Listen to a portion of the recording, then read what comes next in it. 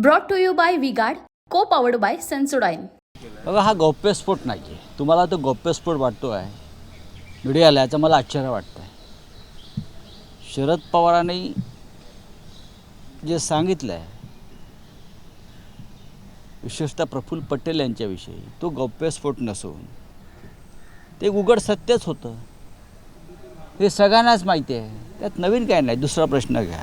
शरद पवार हेही म्हटले की आम्ही एकनाथ शिंदेंना मुख्यमंत्री करायला तयार होतो, पण त्यांची आपापसात चर्चा झाली नव्हती.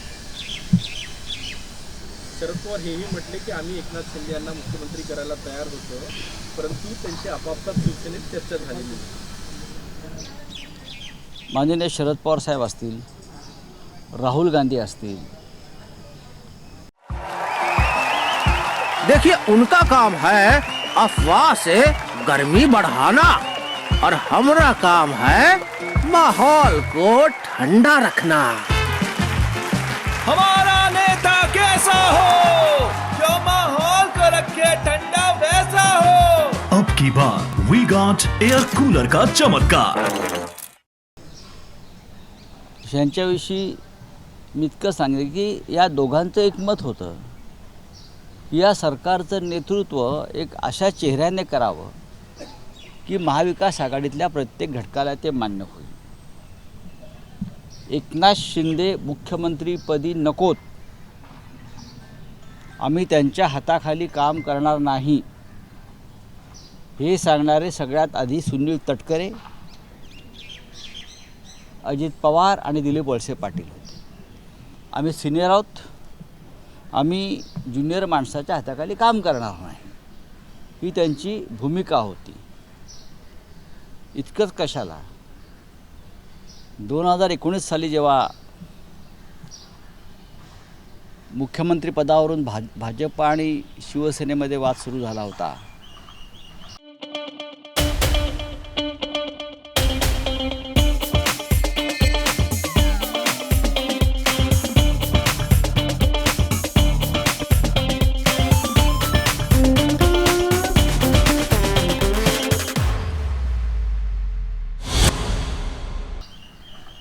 नंतर महाविकास आघाडी स्थापन झाली, तेव्हाही विधिमंडळ पक्षाच्या नेतेपदी एकनाथ शिंदे यांचीच निवड झाली होती आणि शिवसेनेकडून शिंदे यांचंच नाव पुढे गेलं असतं. पण भारतीय जनता पक्षाच्या वरिष्ठ नेत्यांनी, हे वरिष्ठ नेते आता मंत्रिमंडळात आहेत सगळेच, त्यांनी आम्हाला निरोप पाठवला होता की दिल्लीचा निर्णय काय येईल तो माहीत नाही मुख्यमंत्रीपदाबाबत, पण आम्हाला एकनाथ शिंदे मुख्यमंत्री चालणार नाहीत. हे फडणवीसांपासून भारतीय जनता पक्षाच्या आताच्या सर्व प्रमुख नेत्यांची तेव्हाची भूमिका होती. शिंदे तेव्हा कोणालाच नको होते. शिंदे यांचा वकूब नव्हता, शिंदे यांचा अनुभव कमी होता, शिंदे यांच्या कामाची पद्धत ही पैसा फेको तमाशा देखो हीच असल्यामुळे अनेकांना ते आपल्या आसपास नको होते किंवा राज्याचं नेतृत्व त्यांनी करावं ही भाजपा किंवा राष्ट्रवादी काँग्रेसमधल्या वरिष्ठ नेत्यांची तेव्हा भूमिका नव्हती. झिंझिण्यांपासून त्वरित आराम मिळवा सेन्सोडाइन रॅपिड रिलीफ बरोबर. ते आमच्याबरोबर नको, त्यांनी नेतृत्व करू नये सरकारचं, त्यांना कोणताही अनुभव नाही. फक्त पैशाचे व्यवहार किंवा व्यापार करणं म्हणजे नेतृत्व नाही, ही भारतीय जनता पक्षाची भूमिका होती. आम्ही काँग्रेस राष्ट्रवादीबरोबर जाण्याआधीची म्हणतो मी. त्यांचं असं म्हणणं ठरलं की दिल्लीतून जो निर्णय येईल तो आपण मान्य करू, म्हणजे शिवसेनेला मुख्यमंत्रीपद द्यायचं की नाही वगैरे हा पुढला विषय. पण जर तसं झालं तर शिंदे चालणार नाहीत आणि आमची भूमिका होती शिंदे विधिमंडळ पक्षाचे नेते म्हणून तेव्हा आम्ही त्यांना नेमणूक केलेली आहे. त्याच्यामुळे कदाचित ते होऊ शकतील.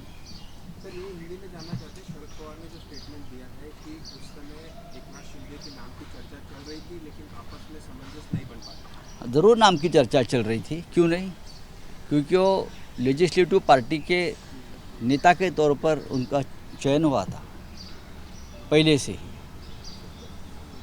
लेकिन एनसीपी के जो वरिष्ठ नेता है, चाहे अजित पवार, तटकरे जी प्रफुल्ल पटेल, वलसे पाटिल,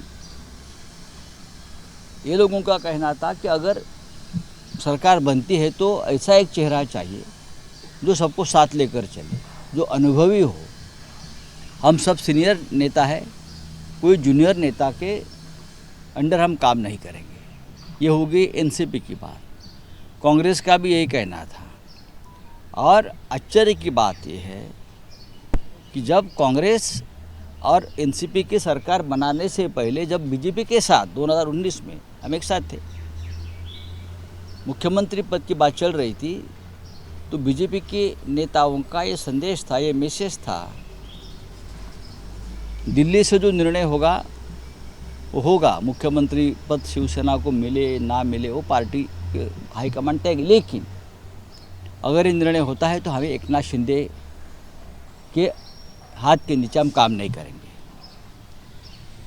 आपने एकनाथ शिंदे का जो चयन किया है लेजिस्लेटिव पार्टी के नेता के तौर पर, वो आपकी भूमिका है, लेकिन बतौर सरकार या मुख्यमंत्री हम उनको स्वीकार नहीं करेंगे। ये फडणवीस, गिरीश महाजन, सुधीर मुनगंटीवार, ये सब जो सीनियर नेता बैठे सबकी भूमिका थी, ऐसे जूनियर नेता के हाथ के नीचे हमको काम नहीं करना है।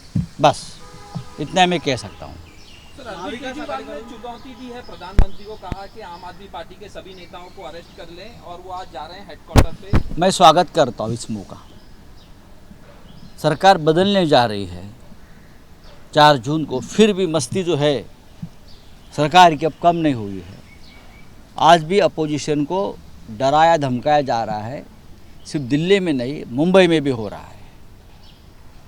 चोरी का पैसा बचाने के लिए गृह मंत्री खुद आते हैं मुलुंड में, जो पैसा हमने पकड़ा है गृह मंत्री को खुद आना पड़ता है। भाई ये कौन सा कानून है? गृह मंत्री वही दिल्ली में चल रहा है, वही और स्टेट में चल रहा है।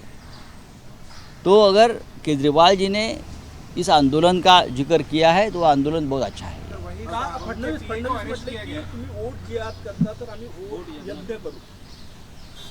हे बघा, हे उद्या हिमालयात जाऊन यज्ञाला त्यांना बसायचंच आहे, किंवा केदारनाथला जाऊन त्यांना पूजा अर्चा घंटा बडवत बसायचंच आहे।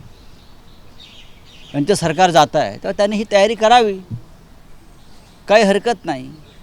राज्य आम्ही करणार आहोत, त्यांनी पूजा अर्चा यज्ञ करत बसावं। मुख्यमंत्री म्हटले की शिवसेना आमच्याकडे आहे, शिव्या सेना उद्धवजींकडे। हो, बाळासाहेब ठाकरेंच्या ज्या शिव्या होत्या, प्रखर शब्द, त्याला ते शिव्या म्हणायचे भाजपवाले। आणि बाळासाहेब ठाकरेंच्या या प्रखर भाषेमुळेच एकनाथ शिंदेसारखे लोक कुवत नसताना इथपर्यंत पोहोचले, एवढंच मी सांगतो। 17 मई रोजी यूपी के मुख्यमंत्री मुंबई में थे। उन्होंने भाषण के दौरान कहा कि यदि तीसरी बार प्रधानमंत्री मोदी बनते हैं तो पाकिस्तान का जो हिस्सा है वो इंडिया में ले लिया जाएगा। तो 10 साल क्या घंटी बजा रहे थे क्या? हाँ, 10 साल क्या कर रहे थे? घंटी बजा रहे थे योगी जी। 10 साल बहुत बड़ा एक स्पैन होता है। 10 साल क्या किया? आप कश्मीरी पंडितों की घर वापसी नहीं कर सके हैं, वो पहले कर लीजिए। अब आपका समय ख़त्म हो चुका है। 4 जून के बाद हम निर्णय लेंगे। आरोप पत्र दाखल केलेला आहे। एक सरपंच मारा गया है और 2 टूरिस्ट घायल हुए हैं।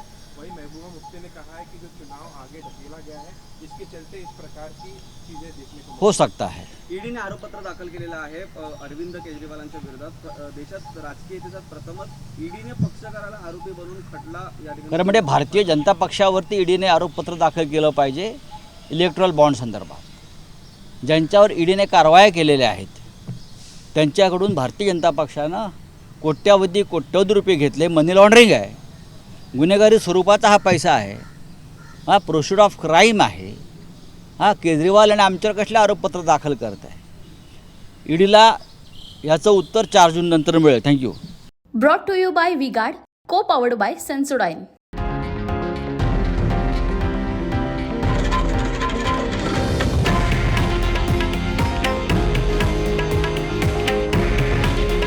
हे आहे देशातील नंबर 1 न्यूज नेटवर्क आणि आपण पाहत आहात TV9 मराठी। काळजी तुमची, हित महाराष्ट्राचं.